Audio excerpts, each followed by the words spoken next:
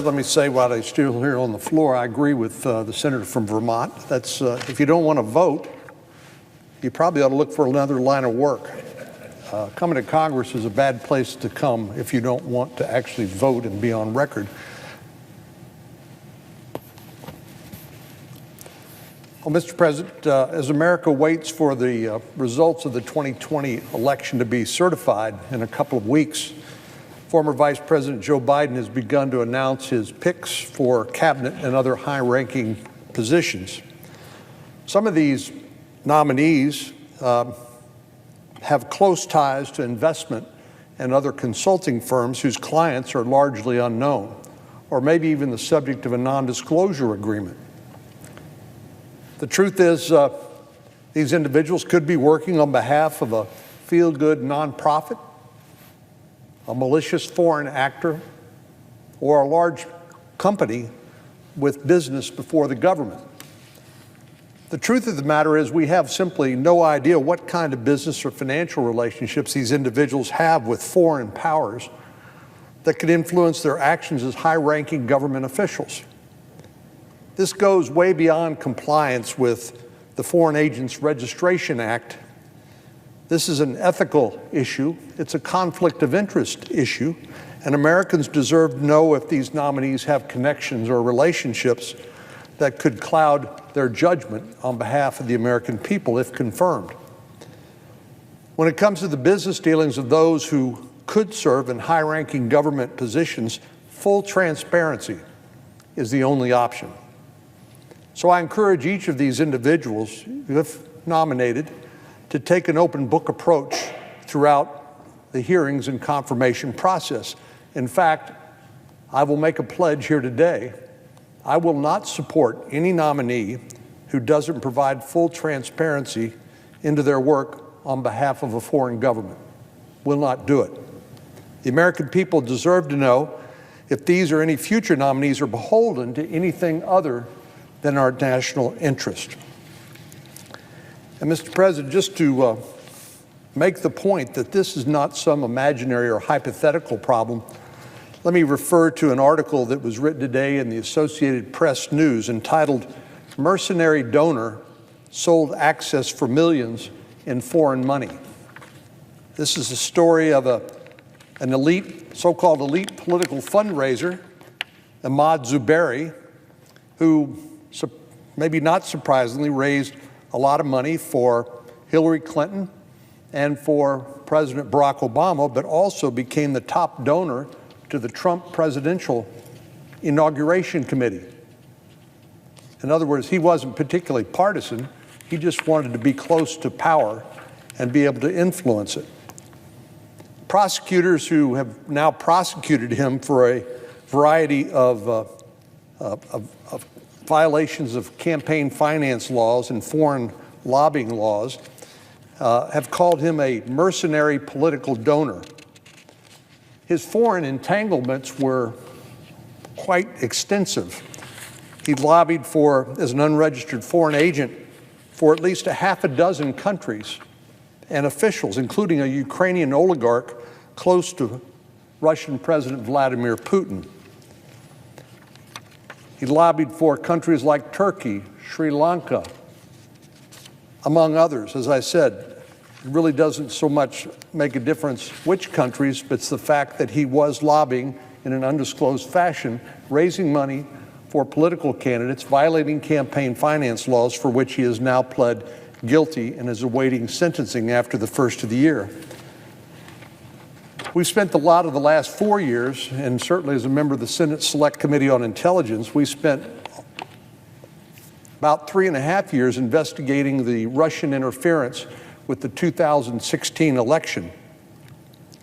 But as this story makes clear, Zuberi's story shows there are far easier ways to bend American foreign policy than using sophisticated hacking tools or well-funded troll farms. In other words, you can do it the way he has done it, violating our foreign agent registration laws, representing foreign governments and foreign interests, hiring lobbyists, cut out donors in a way that funnels foreign money into the American political process, unbeknownst to people like us, unless it's disclosed. Between 1966 and 2015, the Department of Justice has brought just 7 criminal cases for violating the law relating to registering as a foreign lobbyist, according to a 2016 Inspector General report. So this is a serious topic. The incoming chairman of the Judiciary Committee, Senator Grassley, and the current ranking member, Senator Feinstein, and I have a bipartisan bill to reform the Foreign Agents Registration Act. But this is going to be front and center in the confirmation process for any nominees by the incoming administration. And I just think it's fair to place everybody on fair notice that full transparency is the only option. Mr. President, on another matter, the Senate is, of course, returned for a last end-of-the-year legislative dash, and we have a lot of work to do before we cross the finish line. As we know, government funding will expire in less than 2 weeks, and we have to reach an agreement, as the senior senator from Vermont mentioned, before the December the 11th deadline of the current continuing resolution. With millions of Americans already facing economic uncertainty, a government shutdown is surely not an option. We need to pass the National Defense Authorization Act to support America's brave service members and ensure that our military leaders have the ability to plan and operate with certainty and provide peace through American strength. And as we move into the winter months, which the experts have told us will present new challenges in our war against the COVID-19 virus, it's time to cut the partisanship and deliver another round of relief to the American people. It's worth recounting because people have short memories, apparently, in Washington, D.C. But over the last several months, our Democratic colleagues have consistently talked about the need to bolster our support in the fight against COVID-19. But despite repeated rhetoric and calls to action, they have unapologetically stood in the way of each and every attempt to make real progress. This summer, we proposed something called the HEALS Act, as the presiding officer knows. He was instrumental in that work, as a starting point for negotiations on a new relief package, a starting place, a place to begin bipartisan negotiations in hope of crafting a package that could get the requisite number of votes. But unfortunately, our Democratic colleagues before the election had simply no interest in amending the bill or trying to find any kind of common ground. I think they thought it was to their political advantage for the American people to be experiencing the anxiety and the pain before the election. I can't imagine holding them hostage, but that's what appeared to me to be the case. So instead of trying to find common ground, in particular the Speaker, who made the amazing statement that nothing is better than something when it comes to COVID-19 relief, it's just the opposite of what I've always believed, she demeaned the bill, $500 billion in spending, as pathetic. The minority leader called it unworkable, but then they didn't lift a finger to try to get anything done. So the next month, we took another shot. We attempted to narrow the scope of negotiations to the most urgent matters, things like continuing federal unemployment benefits, which expired at the end of July. This is last July. This time, our Democratic colleagues rejected what they called a piecemeal approach. Well, never mind the fact that the House returned to Washington to help pass a bill that supported the U.S. Postal Service.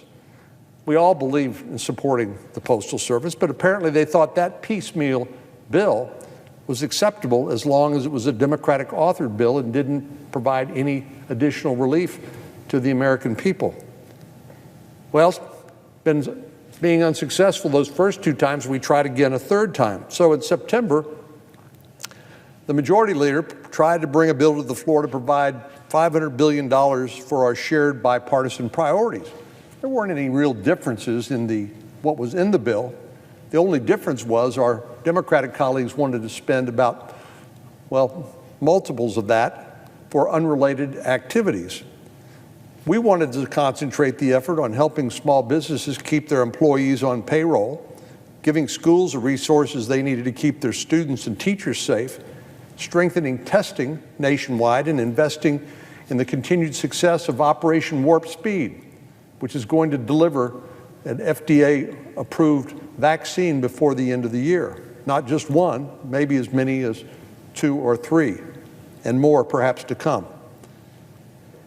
Anyone who's spent time watching C-SPAN over the last several months has heard both Republicans and Democrats talk about the importance of every single one of these things.